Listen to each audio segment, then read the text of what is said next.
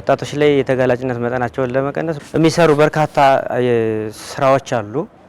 ለምሳሌ የግንዛቤ ፈጠራ ስራ ወጣት ማዕከላት ላይ ወጣቶችን መሰረት ያደረገ ወጣት ማዕከላት አሉን በየሁሉም ከተማ እነሱን መሰረት ያደረገ። ሌላኛው እዚሁ በክልል ደረጃ እንደ ሁሉም ዞኖች ላይ በተለይ እንደ ክልል የተሰጡን አንደኛው ባህር ዳር እንደመሆኑ በሱ ፕሮግራም እንሰራለን። ያቻላቻ ውይይት ይደረሳሉ። ለምርመራ ፈቃደኛ ሲሆኑ ወደ ምርመራ ተቋማት ይደርሳሉ።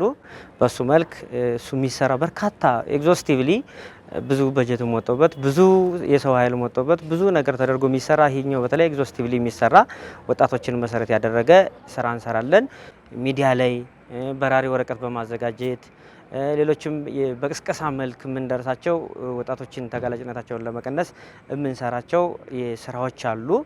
ወጣቶቻችን ከአጋላጭ ከሆኑ ነገሮች ራሳቸውን መጠበቅና ሴፍ የሆነ ቦታ ላይ መዋል መቻል አለባቸው። እንደ ደብረ ታቦር ከተማ ያለው በመከላከያው እዚያው ነው፣ ሴት አዳሪው እዚያው ነው። ብዙ ቻሌንጅ ነው በዚህ በጦርነቱ ዙሪያ እየገጠመን ያለውና ትምህርት ቤት ላይ አሁን የህይወት ክህሎት ስልጠና የተሰጠ መምህር እየለቀቀ ሄደ የሌለበት ተማሪውን እንኳን ስልጠና ለመስጠት የደከመበት አግባብ ነውና እንደዚህ ሪቫይዝድ እየተደረገ መሰራቱ ለወደፊት ጥሩ ነው የሚል ነገር ነው ያለኝ። የመጣው ክረምት ነው፣ አጠቃላይ ትምህርት ቤት የሚዘጉበት ነው። ትምህርት ቤት ሲዘጋ ደግሞ ወጣቱ የት ነው የሚውል? መናፈሻ እንኳን መዝናኛ የሌለበት ከተማ ነው። ወጣቱ እኮ አሁን ግማሹ ከልጅ ወደ እናት የተላለፈ ቫይረስ ይዞ ነው ትምህርት ቤት እየገባ ያለው። ያ ተማሪ ደግሞ የት እየደረሰ ነው? እናሱ በጣም ቻሌንጅ ነው። ይሄን አብረን ሰርተን መጋፈጥ አለብን። ትምህርት ቤት ላይ ነው መሰራት ያለበት የሚል የኛም እንደ መምሪያ አቋማችን ነው። የኤችአይቪ ስርጭት ወጥ ያልሆነ ጉራማይሌ የሆነ የኤችአይቪ ስርጭት ነው ያለው። በተለያዩ ቦታዎች በተጠኑ የሴተኛ አዳሪዎች ጥናት ስናይ አሁን ለምሳሌ ባህር ዳር ውስጥ በሚኖሩ ሴተኛ አዳሪዎች ከ1000 ወደ 320 ይኖርባቸዋል ተብሎ ይታሰባል። ወደ መተማ ስንሄድ ደግሞ ከ1000 ወደ 170 ይኖርባቸዋል ተብሎ ይታሰባል። ወደ ኮምቦልቻ ስትል ደግሞ ከ1000 ወደ 290 ይኖርባቸዋል ተብሎ ይታሰባል። ይሄ በሴተኛ አዳሪዎች ብቻ ያለው የኤችአይቪ ስርጭት ነው።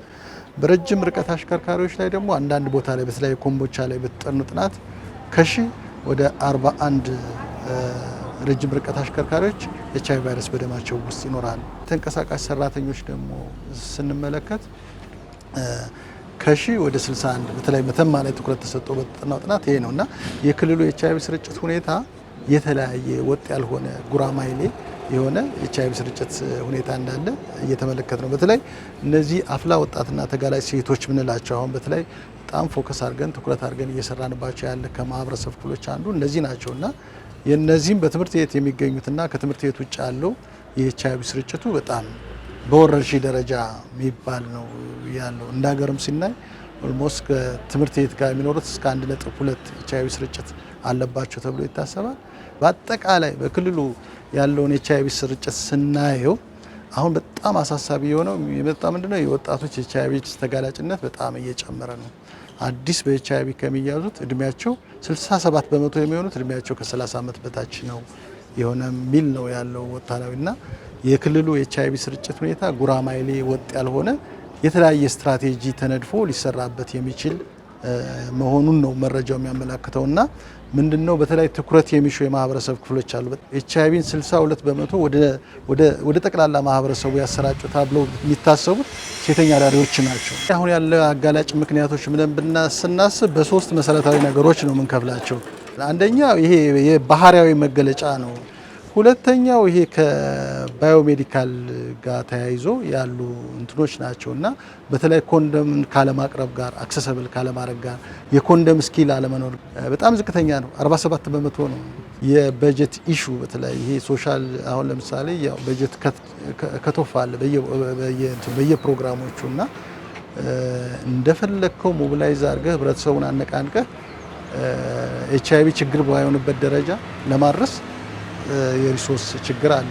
ይሄ ያለው ነባራዊ ሁኔታ የኤችአይቪ ስርጭቱን ያው ቅድም እንዳልነው የብዙዎች ክልሎች እያያችሁት እንደሆነ እየቀነሰ የመጣበት ሁኔታ ነው። አማራ ክልል ግን እነዚህና ሌሎችም መሰረታዊ ምክንያቶች ያሁን ያለውን ስርጭት ከ1.1 ወደ 1.4 ከፍ እንዲል ያደርጉበት ሁኔታ ነው ያለው።